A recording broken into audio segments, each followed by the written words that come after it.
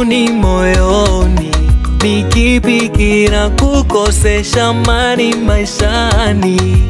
Niliyopitia ni mengi moyoni, ndio maana najihisi upweke maishani.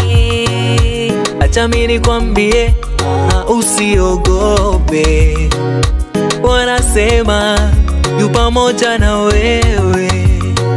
Haijalishi ni mangapi unapitia, asema Bwana atafuta kila chozi. Bwana